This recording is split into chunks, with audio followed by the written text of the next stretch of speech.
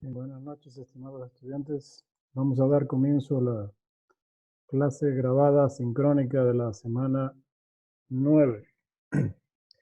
Y vamos a hacerlo comenzando por una parte que quedó inconclusa en la sesión presencial del día sábado 6, que fue la parte de los vectores. No quería dejar yo pasar por alto estas explicaciones porque son sumamente importantes, ¿no?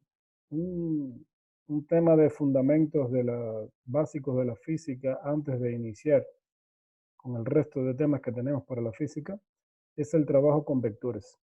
Y esto es sumamente importante porque en la física se trabajan con un grupo de cantidades que son de naturaleza vectorial, como por ejemplo la velocidad, la aceleración, la fuerza. Esto me estoy refiriendo a la parte de la física mecánica. Lógicamente que hay otras cantidades de naturaleza vectorial, pero que pertenecen a otras ramas de la física.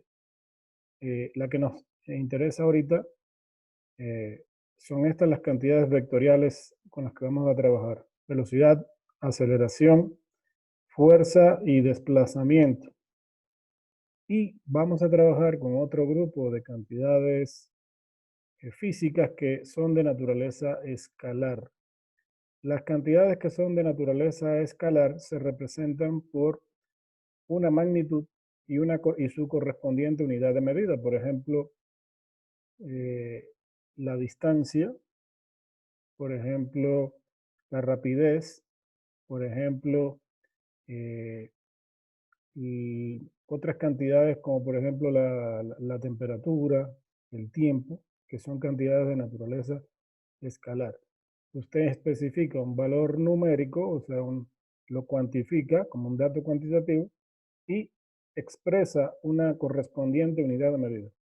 Sin embargo, hay otras cantidades, como las que mencioné anteriormente: velocidad, aceleración, fuerza, etcétera, que no basta con decir su valor numérico y su correspondiente unidad de medida. Además de ello, hay que indicar una dirección que puede ser en un plano o en el espacio. Entonces, a esas cantidades se le denominan cantidades vectoriales y como tal hay que tratarlas como vectores. Por lo tanto, lo que vamos a hacer aquí es un repaso de los elementos básicos vectoriales. Tampoco vamos a profundizar en el tema de vectores porque hay mucho aquí que tratar, pero por razones de tiempo no podemos tratar todos los temas de vectores como quisieran. ¿Okay? Este curso es corto y vamos a dar las bases esenciales de vectores. Entonces, para entender los vectores, primero tenemos que entrar por comenzar por los sistemas de coordenadas, que son los que nos permiten representar un punto, ya sea en un plano o en el espacio. Lo que estamos viendo aquí en pantalla es precisamente eh, la forma de representar un punto en un plano. Nosotros necesitamos ejes coordenados para establecer nuestro sistema de referencia y debemos también necesitar indicaciones que me den la posición exacta de ese punto en el plano o en el espacio. Esas indicaciones, como yo dije y mencioné en clase, se pueden dar de tres formas distintas: en coordenadas cartesianas, en coordenadas polares o en coordenadas geográficas. Si se quiere dar en coordenadas rectangulares o cartesianas, que es lo mismo, se da a través de una coordenada en X y una coordenada en Y. Es decir, que un punto P en un plano se puede dar por una coordenada X y una coordenada Y. ¿Ok? Si el mismo punto lo quiero representar a través de coordenadas polares, pues necesito una distancia R y un ángulo θ. R es la distancia que hay desde el origen al punto en cuestión. Por ejemplo, si este es el punto P, entonces R sería una distancia marcada desde el origen hasta el punto P. Y θ sería el ángulo que forma R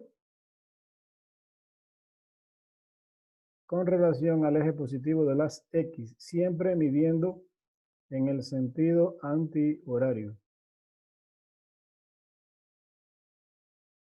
Siempre los ángulos se miden en el sentido antihorario y se toman positivos. Si los mides en el sentido horario, serían ángulos con signo negativo.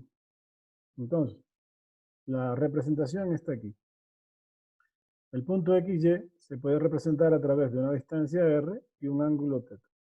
Entonces, la relación entre X y Y se puede establecer a través del hecho de que este punto, si lo proyecto contra el eje X, es decir, realizo una proyección, o en otras palabras, busco la sombra de este punto en el eje X, yo voy a tener aquí una coordenada X, y lo mismo hago con el eje Y voy a tener una coordenada Y aquí.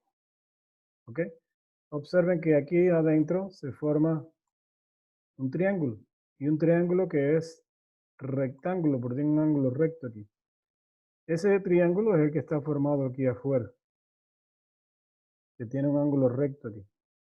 Entonces, se pueden aplicar las identidades trigonométricas básicas para triángulo rectángulo y el teorema de Pitágoras. Las identidades trigonométricas básicas dicen que el seno del ángulo es igual al cateto opuesto sobre la hipotenusa. El cateto opuesto aquí al ángulo es Y y la hipotenusa es R. Aquí está representado. El coseno del ángulo es el cateto adyacente sobre la hipotenusa. Y la tangente del ángulo es el cateto opuesto sobre el cateto adyacente. Y el teorema de Pitágoras establece que la suma de los catetos al cuadrado es igual a la hipotenusa al cuadrado. ¿Bien?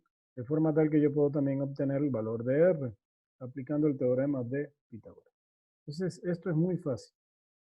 Es la forma de llevar de coordenadas rectangulares a polares. ¿Ok? La otra forma son las coordenadas geográficas. Para coordenadas geográficas se utilizan los puntos cardinales. ¿Ok? Norte. Esta es la forma de representarlo en un plano. Norte, sur, este y oeste.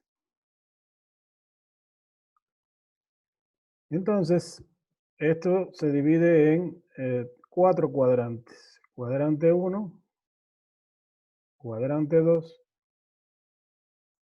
cuadrante 3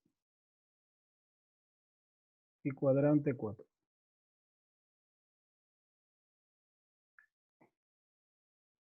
Los cuadrantes medidos en grados van desde 0, el primero, hasta 90 grados. El segundo, de 90 a 180 grados. El tercero, de 180 a 270 grados. Y el cuarto, de 270 a 360 grados.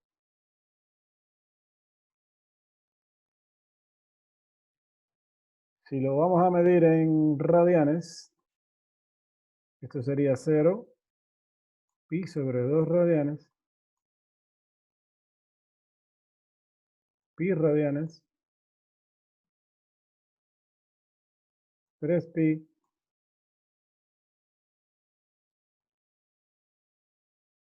sobre 2 radianes y 2 pi. ¿Sí? Siempre el sentido es contrario a las manecillas del reloj. Contrario a las manecillas del reloj. Entonces, se utilizan las orientaciones cardinales como está ahí. Ahora, para indicar un punto en coordenadas geográficas, siempre se utiliza como referencia el norte o el sur, nada más. Es decir, se toma como punto de partida o el norte o el sur y se miden los ángulos correspondientes, como vamos a ver posteriormente. ¿Ven? Por ejemplo, si Si yo quiero este punto de aquí, menos 3.4, que tiene una coordenada en X de menos 3 y una coordenada en 4 de Y aquí tenemos R, que es la distancia que hay desde el origen al punto en cuestión, pues para yo dar en coordenadas geográficas necesito este ángulo de aquí. Necesito este ángulo de aquí. Bien. Y entonces tomaría como referencia el norte. Y entonces diría norte, tantos grados. Oeste, punto y coma, el valor de R que corresponda, que sería el módulo o la distancia entre el origen y el punto en cuestión. Esa es la forma que nos vamos a manejar. Siempre tomo como referencia o el norte o el sur. Si estuviera en los cuadrantes 3 o 4, tomaría como referencia el sur. Si está en los cuadrantes 1 y 2, tomaría como referencia el norte. Entonces, esa es la forma como nos vamos a manejar. Ya luego vamos a ver un ejemplo. Solo quería repasar esta parte de...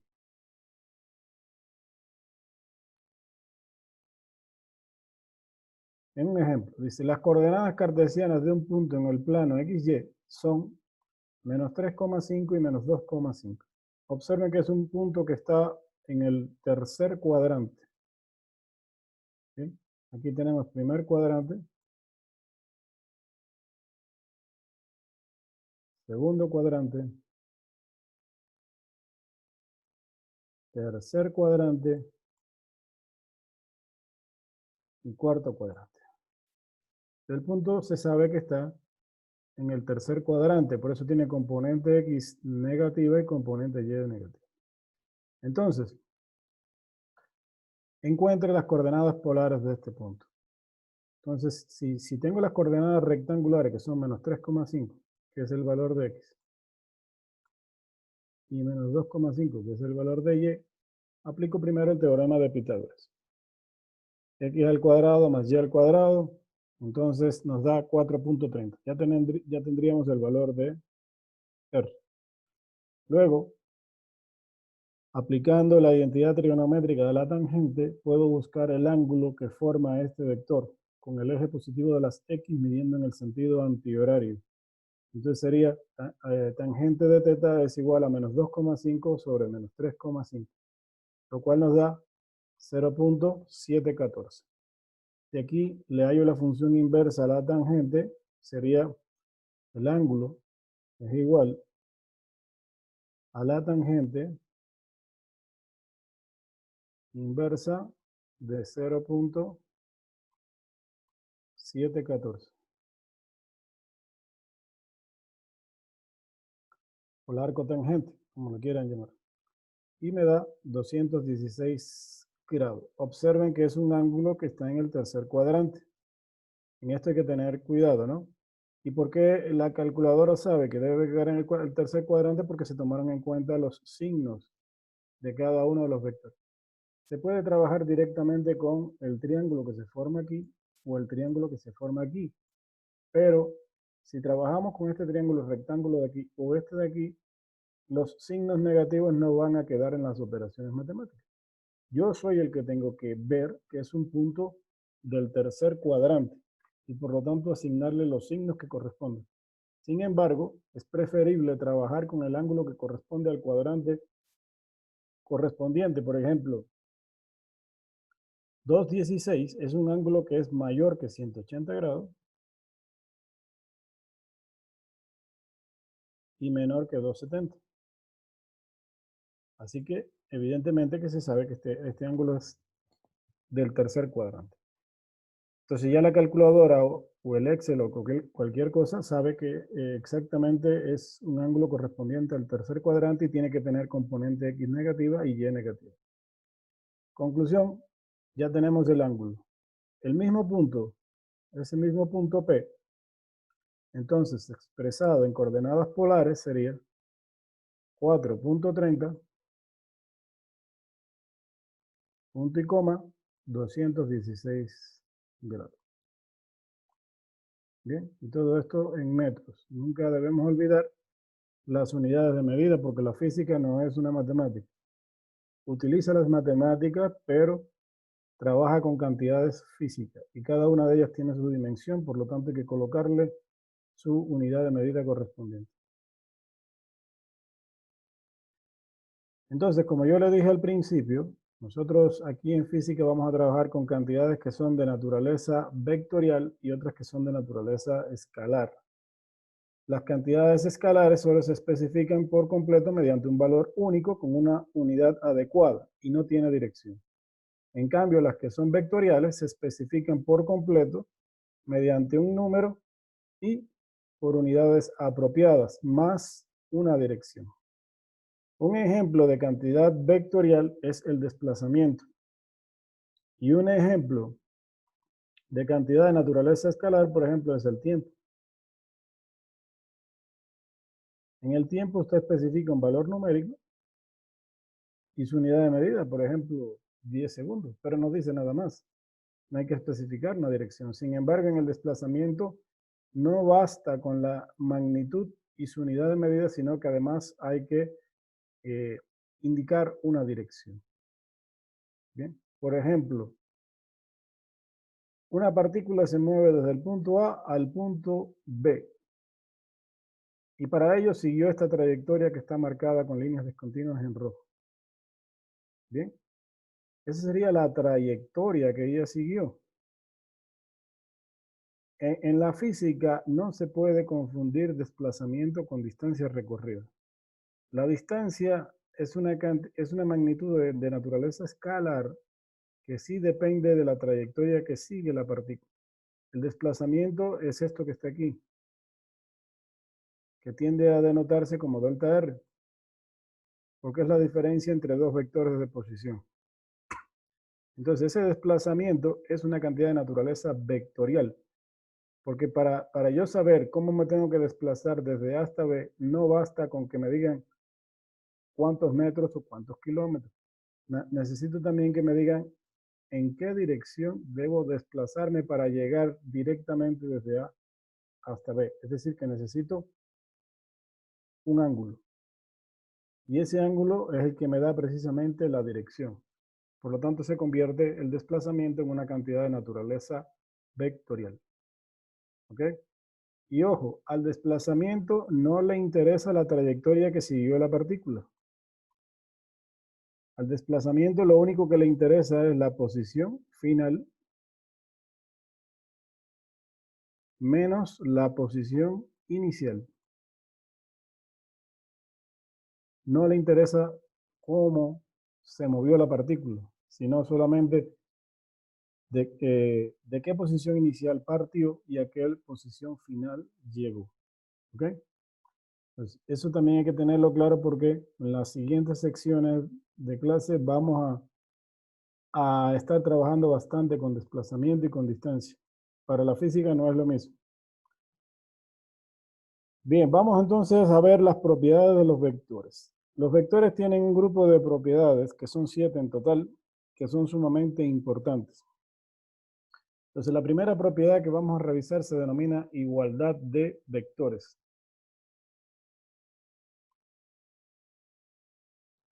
Entonces,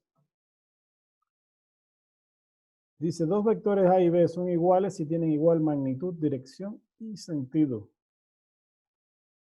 El vector A, antes de empezar, debo decir que los vectores tienden a representarse con letras mayúsculas y con este símbolo de vector encima. En algunas bibliografías, como el propio libro de texto, que es el libro de Física para Ciencias e Ingenierías de Serway, eh, a veces tienden a representar los vectores en negrita, o sea, una letra mayúscula, pero en negrita. Como aquí no es fácil diferenciar entre lo que es más oscuro o no, utilizamos el símbolo de vector. ¿Bien? Entonces, se dice que dos vectores son iguales si el módulo de A es igual al módulo de B, es decir, la magnitud, el tamaño. Y además que A tiene que ser paralelo a B. Es decir, si yo tengo un vector A y tengo un vector B,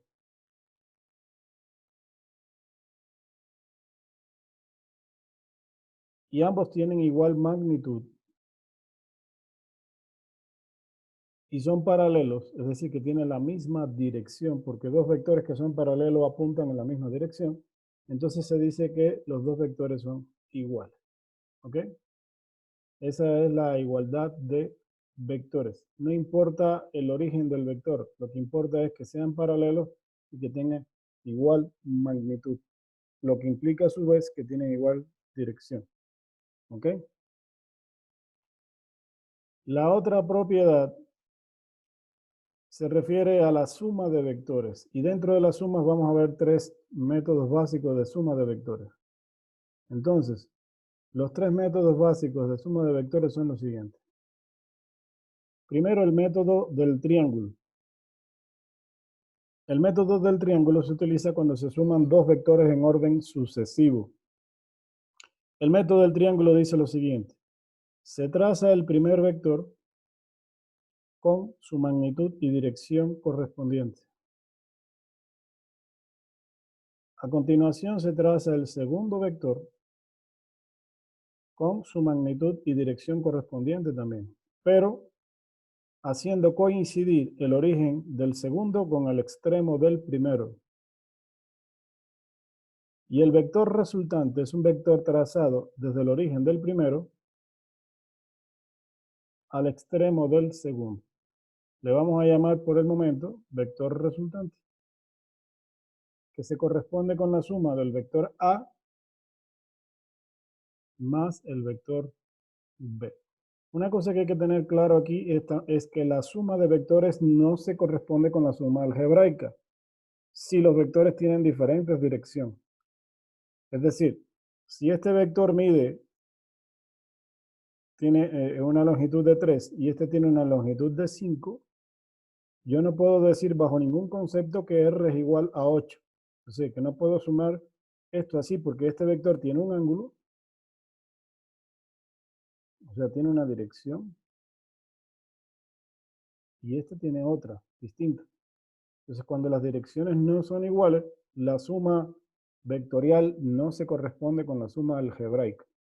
De la única manera que la suma de dos vectores se corresponde con la suma algebraica es que los dos vectores apunten en la misma dirección. Es decir, si yo tengo aquí un vector B y aquí un vector A,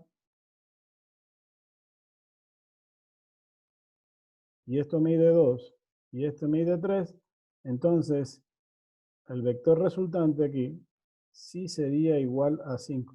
Pero eso es porque ninguno de estos dos vectores tiene componente en Y, solo tienen componente en X, de la forma en que lo estoy dibujando. Es decir, que apuntan en la misma dirección horizontal. Pero si tienen direcciones diferentes, como acá, la suma vectorial no se corresponde con la suma algebraica. Eso deben tenerlo también muy en cuenta. En conclusión, el método del triángulo se usa cuando se quieren sumar dos vectores en orden sucesivo. ¿Okay? El siguiente método es el método del paralelogramo. El método del paralelogramo dice lo siguiente. Se traza el primer vector con su magnitud y dirección correspondiente. Luego se traza el segundo vector también con su magnitud y dirección correspondiente. A continuación, se trazan líneas discontinuas paralelas a ambos vectores hasta completar un paralelogramo. Y la diagonal de ese paralelogramo es mi vector resultante. Yo lo estoy haciendo aquí a mano porque estoy manejando este lápiz virtual, pero esto hay que hacerlo con reglas y con instrumentos de medida de forma correcta. ¿Bien? Con todas las mediciones de ángulo, de longitud y siguiendo todos los procesos. Ahorita solamente es por la explicación. En conclusión, que este es el método del paralelogramo y se usa cuando se trabaja con dos vectores que parten del mismo origen.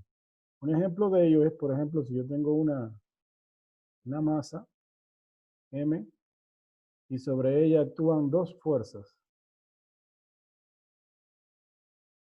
Sobre la misma masa podrían actuar dos fuerzas. Entonces, ¿qué es lo que tengo aquí? Dos vectores que parten del mismo origen. Entonces, se puede aplicar ahí, en este caso, el método del paralelogramo. ¿Para qué? Para encontrar la fuerza resultante y en base a ello ver hacia dónde se va a desplazar esa masa ante la aplicación de una fuerza. Y el tercer método es el método del polígono. El método del polígono dice lo siguiente: se traza el primer vector con su magnitud y dirección correspondiente. A continuación se traza el siguiente vector con su magnitud y dirección correspondiente.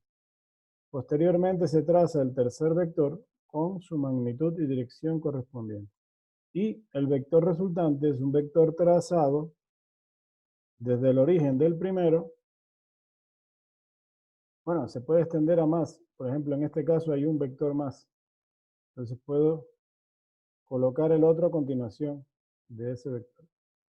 Y el vector resultante es un vector que es trazado desde el origen del primero al extremo del último vector. Ese sería mi vector resultante, que se corresponde con la suma de A más B más C más D. ¿Cuándo se usa este método? Cuando se suman varios vectores en orden sucesivo. Por ejemplo, el caso de alguna partícula, persona que realiza 3 o 4 desplazamientos sucesivos. Y entonces ahí se podría buscar cuál es el desplazamiento resultante. Entonces, ahí tenemos los tres métodos de suma de vectores. La otra propiedad es el negativo de un vector. Bien, el negativo de un vector A se considera el vector menos A, que sumado con el vector A es igual a 0. Desde el punto de vista gráfico, si yo tengo un vector A, pues entonces el negativo del vector es un vector exactamente igual a A, pero en el sentido totalmente opuesto.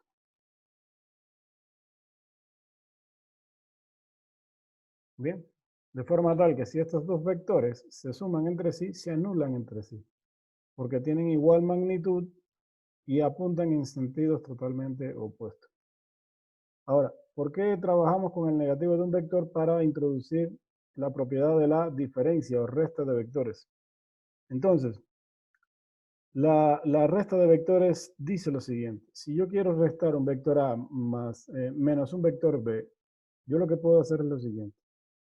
Trazo mi vector A con su magnitud y dirección correspondiente. ¿Ok? Represento el vector B, tentativamente, que sería para acá.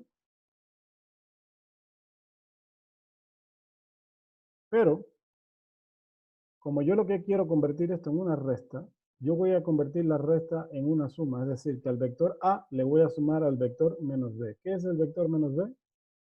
Un vector igual que B, pero en el sentido totalmente opuesto.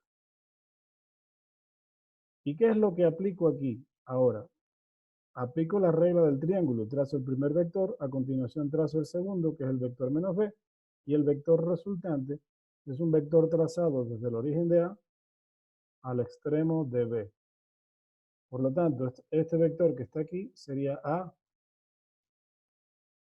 menos B, que equivale a sumarle al vector A el vector menos B. Es decir, que convierto una diferencia en una suma de vectores, pero utilizando el negativo del vector. ¿Ok? Esa es la forma gráfica. A partir de ahora, todo trabajo con vectores que ustedes realicen va a tener dos formas de trabajar. Una parte gráfica y una parte analítica. De las dos formas hay que trabajar. Hay que utilizar instrumentos de medida. Necesitan de una regla, un graduador Y también vamos a resolver los problemas de forma analítica para corroborar una cosa con la otra.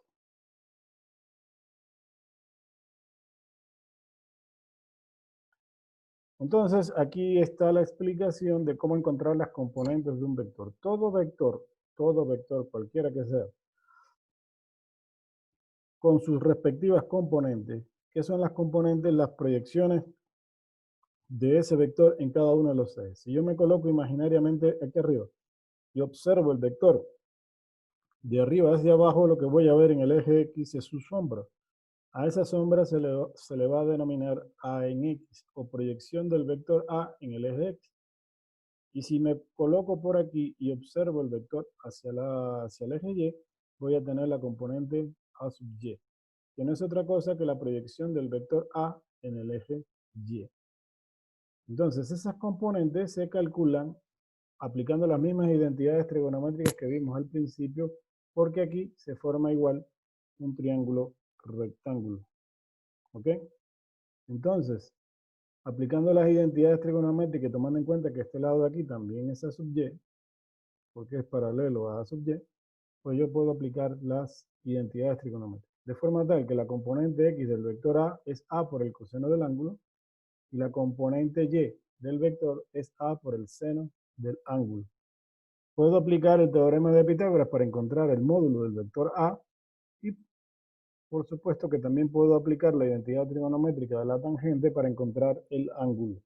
Lo mismo que hicimos al principio con el repaso de las coordenadas rectangulares, geográficas y polares.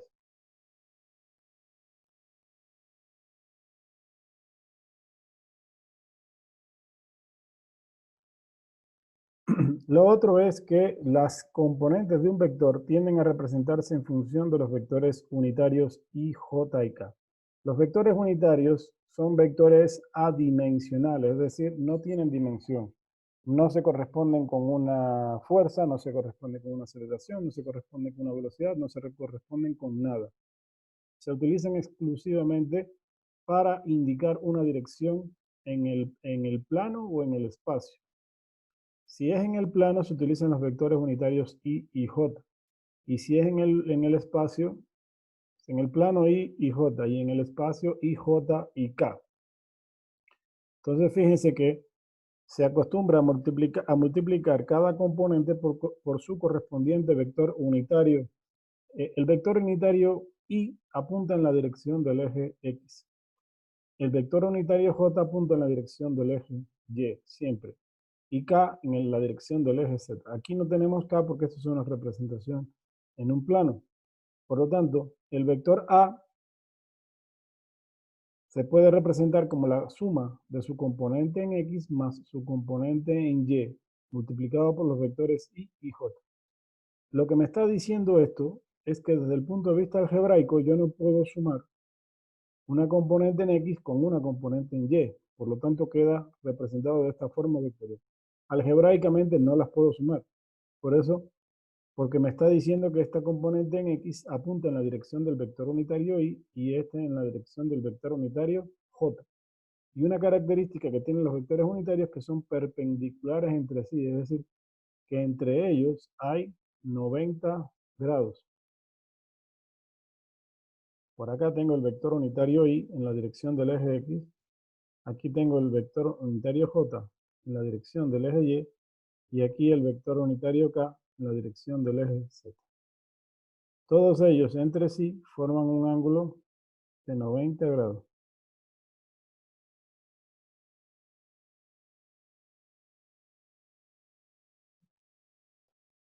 Y la otra característica que tienen es que su módulo es igual a 1. Así que multiplicar por ellos no pasa nada porque no altera tampoco la dimensión del vector.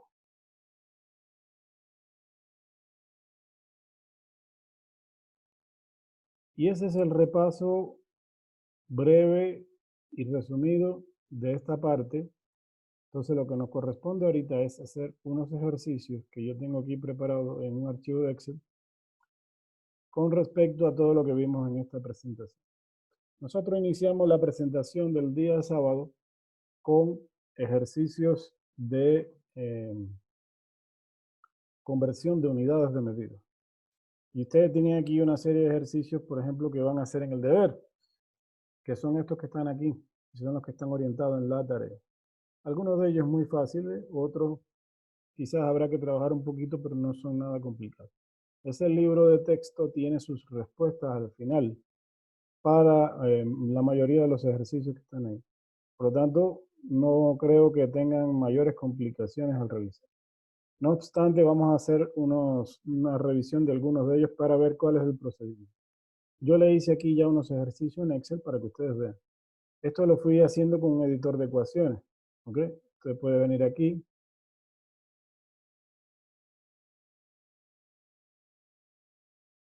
Puede venir acá al Excel e insertar ecuaciones. En esta parte de aquí, insertar una ecuación. ¿Sí? Por ejemplo, aquí. ¿Sí? Y podemos, bueno, aquí la marqué, pero puedo ingresar otra ecuación acá. Y escribir todo lo que yo puse ahí.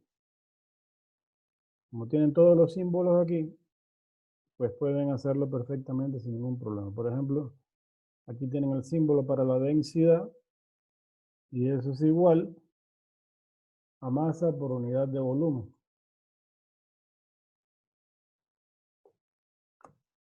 Una cuestión importante que deben tener claro aquí es que para volumen se utiliza la letra V mayúscula. La minúscula se utiliza para velocidad. No hay que confundir volumen con velocidad. Entonces el ejercicio dice, una pieza sólida de plomo tiene una masa de 23,94 gramos y un volumen de 2,10 centímetros cúbicos. A partir de estos datos, calcule la densidad del plomo en unidades del Sistema Internacional de Unidades, es decir, kilogramos por metro cúbico. Recuerden que la unidad de medida básica para masa es el kilogramo y para volumen el metro cúbico. Por lo tanto, como me dan la masa que es 23,99 gramos y un volumen de 2,10 centímetros cúbicos, aquí está representado.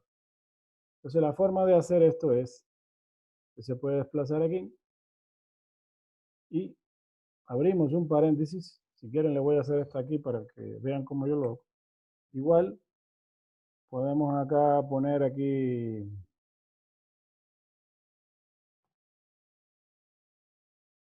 igual aquí en ecuación tenemos para insertar una fracción. Le ponemos aquí 23,9 gramos y en el denominador 2,10 centímetros cúbicos. Con este de hiperíndices puedo elevar los centímetros al cubo. ¿Ven? Y así voy escribiendo todo lo que se me ocurra aquí escribir. Bien, entonces esto lo puedo multiplicar por, abro un paréntesis aquí, que aquí puedo abrir perfectamente paréntesis. Acá puedo poner una fracción nuevamente y le pongo aquí 1 kilogramo y abajo le pongo 1000 gramos. ¿Qué es lo que estoy haciendo aquí? Pues estoy multiplicando 23,94 gramos sobre 2,10 por 1 kilogramo que equivale a 1000 gramos. Recuerden que yo puedo hacer esto porque tanto el numerador como el denominador equivalen a la misma cosa. Y es prácticamente multiplicar toda esta cantidad por 1, porque el numerador y el denominador equivalen a la misma cosa. Luego aquí puedo multiplicar por, a ver, vuelvo a abrir paréntesis, le ponemos aquí 10 a la 6 centímetros cúbicos, puedo utilizar mi hiperíndice, pongo aquí 10, acá le pongo 6 y acá vuelvo a poner otro hiperíndice.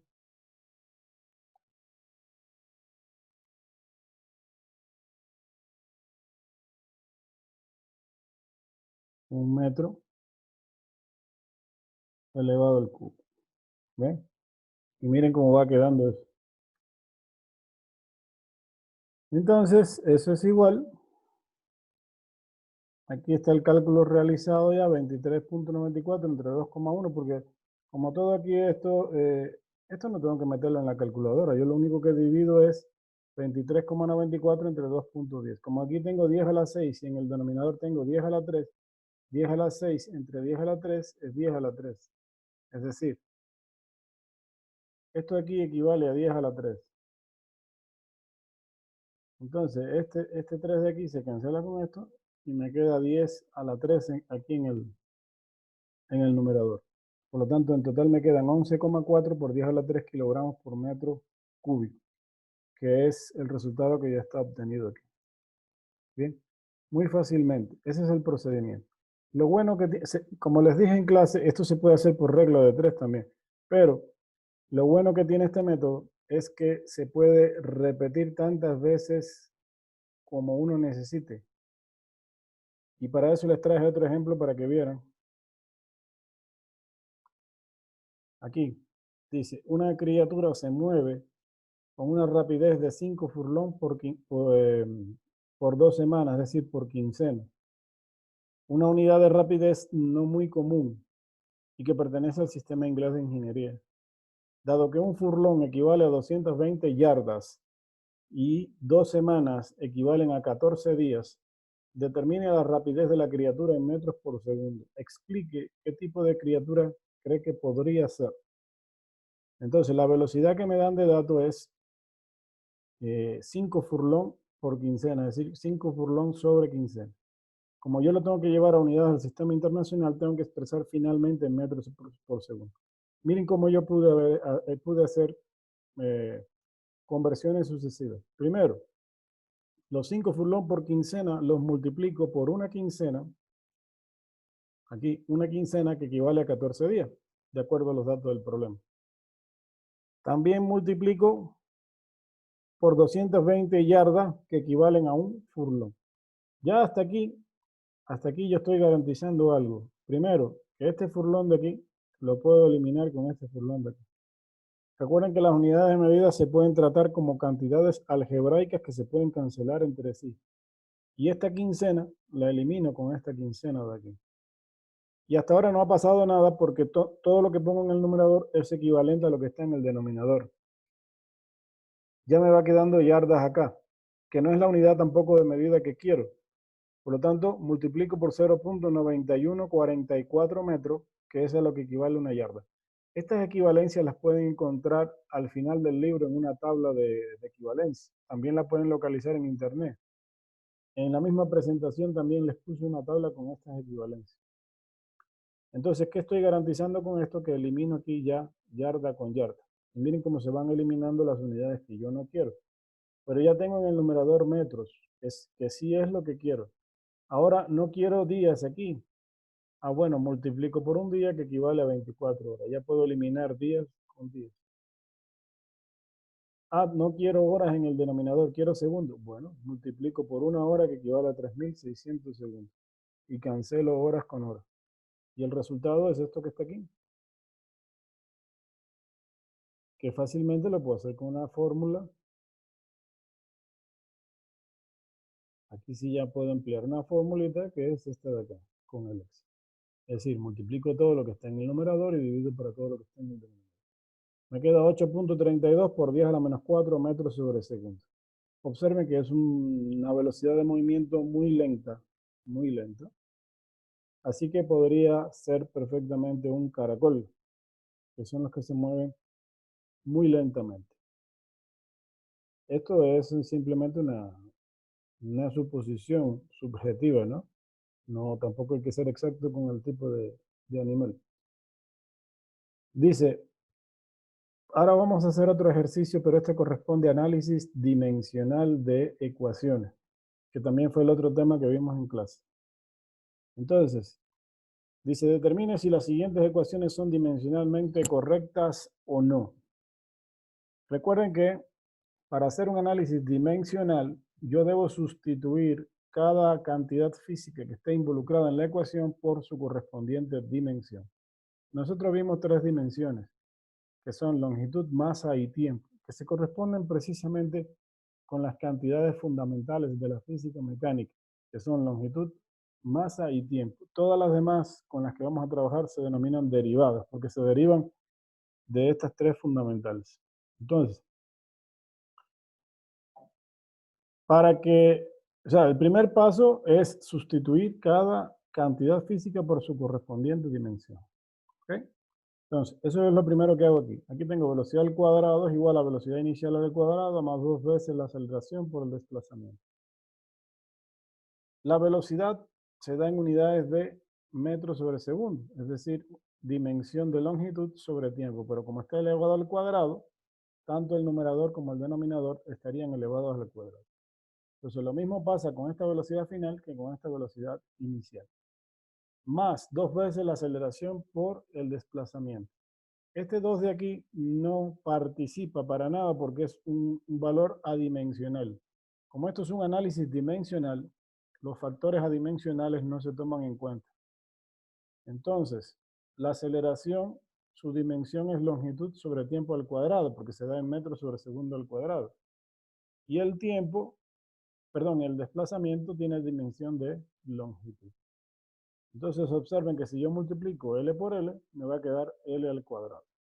De forma tal que tengo una suma de L al cuadrado sobre T al cuadrado, más L al cuadrado sobre T al cuadrado. ¿Qué va a producir eso? L al cuadrado sobre T cuadrado.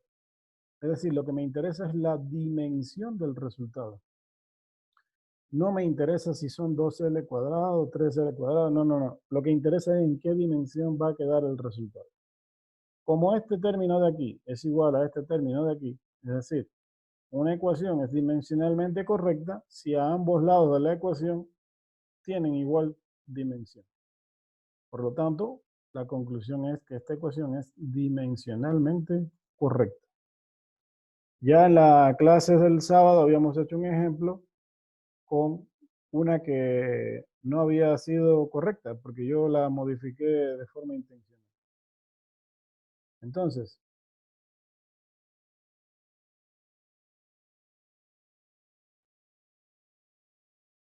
vamos a ver este otro ejercicio y dice lo siguiente. Suponga que la aceleración de una partícula que se mueve con rapidez uniforme con rapidez uniforme v en un círculo de radio r es proporcional a alguna potencia de r, es decir, r a la n, y a alguna potencia de v, por decir v a la m.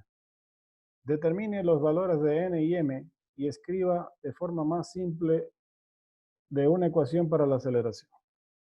Entonces, lo primero que tenemos que ver aquí es si esta ecuación desde el punto de vista dimensional tiene sentido o no. Lo primero que hago es sustituir cada eh, cantidad que está aquí por su respectiva dimensión. Esto lo hice también igual con el editor de ecuaciones. Entonces, la aceleración tiene dimensión de longitud sobre el tiempo al cuadrado. Por lo tanto, cambio aceleración por longitud sobre tiempo al cuadrado. ¿Ok? Y R, aquí hay un...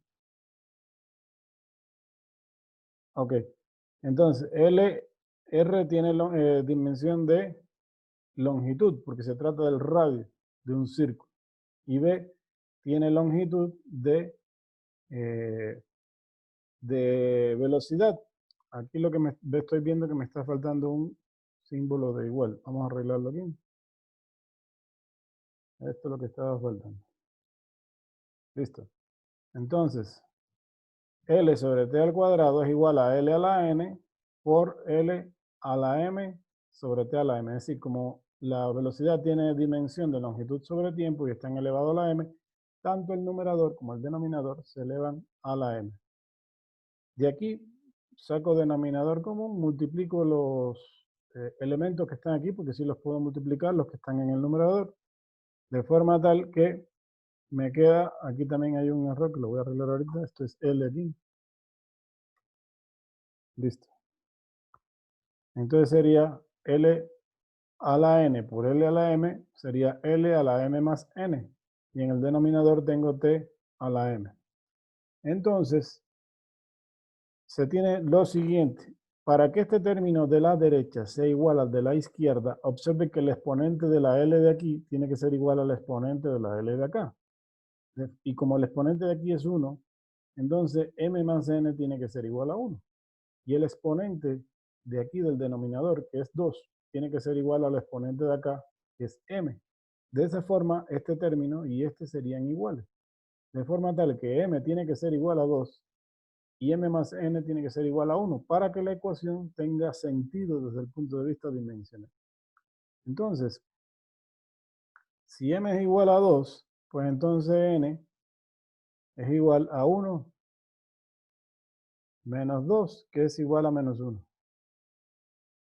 Conclusión, que para que esta ecuación sea dimensionalmente correcta, n tiene que ser igual a menos 1 y m tiene que ser igual a 2. Si sustituyo eso aquí en la ecuación, se obtiene una expresión más simple y amigable para esta ecuación. Y se demuestra además que con esos valores sería dimensionalmente correcta la ecuación. Bien, entonces tengo dos ejercicios de conversión de unidades, dos ejercicios de análisis dimensional de ecuaciones. Y vamos a hacer uno de vectores que ya lleva un procedimiento un poquito mayor, que es el siguiente. Esta es una aplicación ya del uso de los vectores a un problema de vectores de posición. Es decir, yo quiero saber la posición de un punto con respecto a otro, de un objeto con respecto al otro. Entonces, esa es una forma de aplicar el trabajo con vectores que es en vectores de posición. Entonces, el ejercicio dice lo siguiente: desde un observatorio instalado en la playa, se ve un avión a una distancia de 2,5 kilómetros en la dirección sureste y un barco a una distancia de 3,8 en la dirección sur 72 grados oeste. ¿Cuál es la posición del avión respecto al barco? Entonces, en primer lugar, lo primero que yo hago es crearme mi sistema de referencia. Trazo un eje X y un eje Y. Un eje X, un eje Y. Entonces, tomo mi punto de partida, que sería el origen de mi sistema de referencia. En ese punto estaría en este caso el observatorio. Desde el observatorio se ve a un barco a una distancia de 3,8 kilómetros en la dirección sur 72 grados oeste.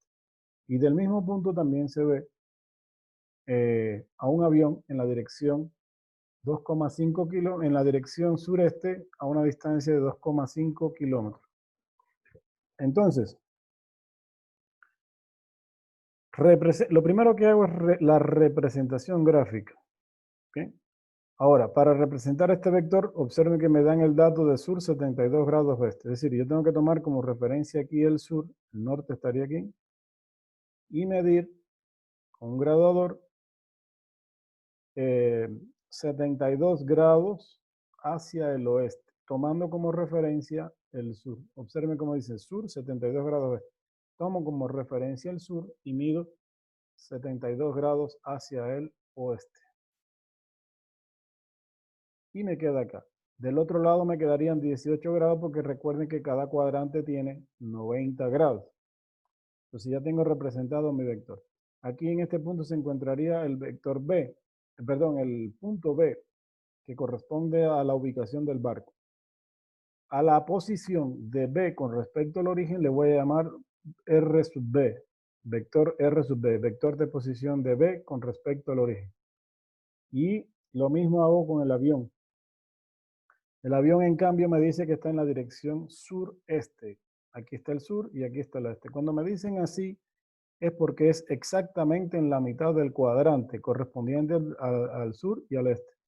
Entonces está a 45 grados. Tomando como referencia el sur, que también sería exactamente lo mismo tomando como referencia el este. En conclusión, ya tengo mi representación gráfica. El siguiente paso es aplicar las propiedades de los vectores, que en este caso, como se forma un triángulo, lo correcto sería utilizar la regla del triángulo.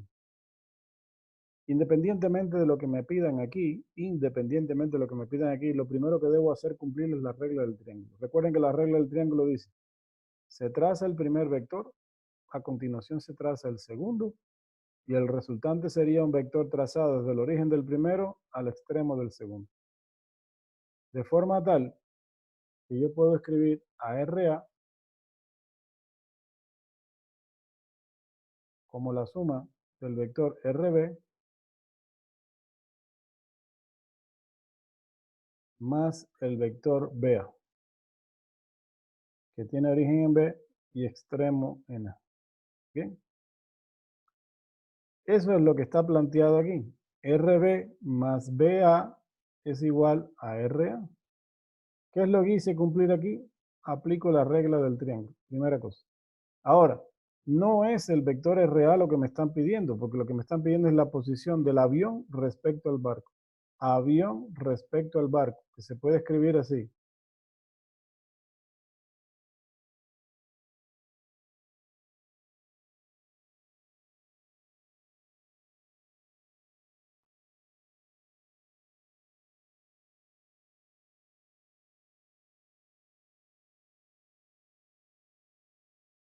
Posición del avión respecto al barco. En algunas bibliografías lo representan de esa forma. O si no, yo lo pongo como el vector BA. Ok, entonces mi incógnita aquí es el vector BA. Por lo tanto, una vez que aplico el método del triángulo, despejo el vector BA, que sería RA menos RB, porque este vector pasa restando para el término derecho de la ecuación. Esta es la operación que yo tengo que hacer. Una vez que aplique la regla del triángulo, defino cuál es mi operación. Esta es la que necesito. Ahora, recuerden que yo no puedo sumar una componente X de un vector con una componente Y de otro vector, porque no apuntan en la misma dirección. Ya eso lo vimos al inicio en la presentación.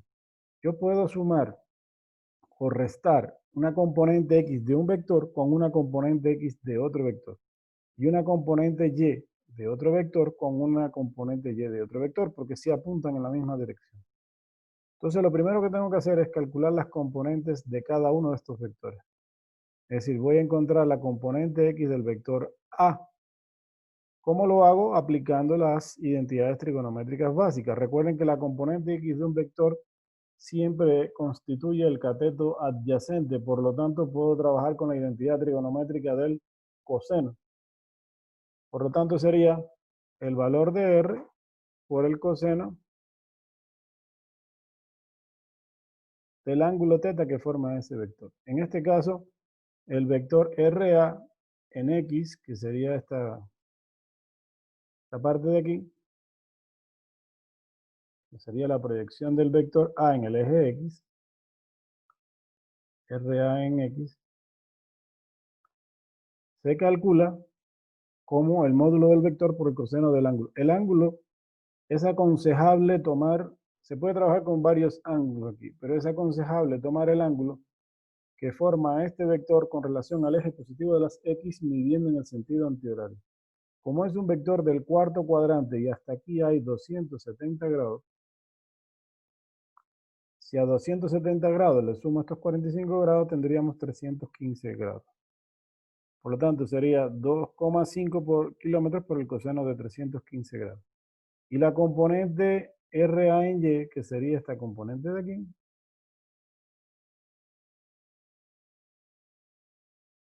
se calcula de la misma forma, pero con el seno.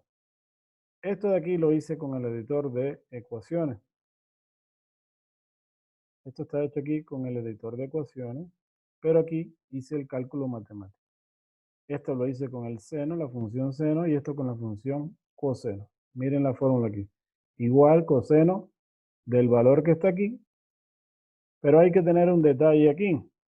Las funciones seno y coseno y tangente que tiene el Excel, usted pone aquí igual coseno, da doble clic y le pide que coloque el número adentro. Ahora, y lo mismo con el seno y la tangente. Ahora hay que tener en cuenta algo muy importante. El Excel no trabaja estas funciones trigonométricas con el ángulo medido en grados, sino en radianes. Si lo coloca en grado directamente, le va a dar un error. Por lo tanto, tienen que colocar el ángulo medido en radianes. Entonces, yo lo que me hice aquí fue convertir este ángulo de 315 y este de 198, que es este otro ángulo de aquí, hasta aquí hay 180 más 18 son 198. Convertirlo primero en radianes. Entonces 315 convertido en radianes es 5.49. ¿Cómo se realiza esa conversión? Se realiza de la siguiente forma. Todo ángulo medido en grados se puede llevar a radianes multiplicando por pi radianes y dividiendo para 180 grados. Es una conversión de unidades, porque 180 grados equivale a pi radianes.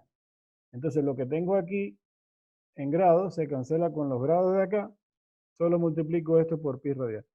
Yo ya me hice la formulita directa aquí.